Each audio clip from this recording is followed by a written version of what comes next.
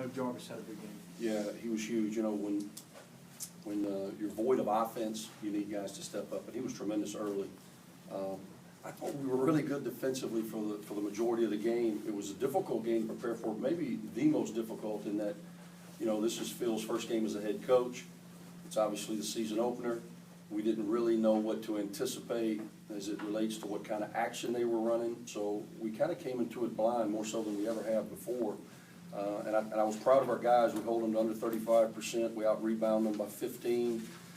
We hold them to 54 points. And this is a team that scored over 100 in the exhibition game. I know Phil wants to play fast. He's got 5 seniors in his starting lineup. So I was really concerned about, you know, our ability to defend because we hadn't been able to prepare them like we normally would.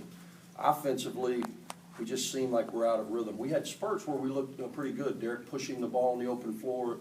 Obviously, with Marshall not in the lineup, I went with my more experienced guys in Derek and Jarvis, and I think Jarvis really responded offensively off the ball, which is something that we were looking for him to do. 28 is probably his career high, I would imagine.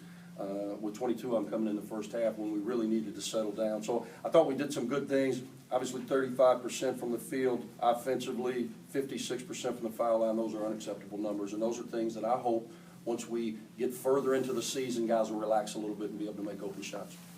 Against the 2-3 zone, you guys struggle again.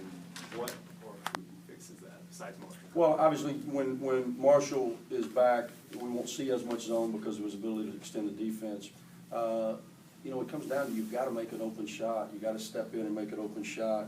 If you would have told me we were going to beat that team by 15 points and Snoop White was going to go 1 for 8 and Anthony Perez was going to go 1 for 6 and Derek was going to go 5 for 15 and 2 for 5 from the foul line, I would have doubted your intelligence because I didn't know how we would be able to score. But thank goodness Jarvis came up with a career night. Andy, given all those numbers that you just said, how important was it, all those offensive rebounds, to extend those possessions? Difference in the game, Hugh. I just told the team, you know, we shoot an identical percentage. Both teams really struggle making shots. Some was because I thought it was fairly good defense. Some was because you've got guys in positions they've never been in before, and we seemed rushed to me. But the difference in the game was the fact we got 23 more field goal attempts. We play a possessions game. We didn't turn it over. We had negative assist to turnover ratio because we couldn't make any shots. So it's hard to get an assist when you don't make the shot. But we didn't turn it over a lot, and we were really big on the offensive glass, led by AJ with 8 huge ones. Kept possessions alive and allowed us to manufacture enough points to move forward. In the first half especially, the energy level looked really good. Just talk about how much energy was out there. You know, without that, we have no chance. I thought the guys were excited, season opener. I thought we had a good energy in the building.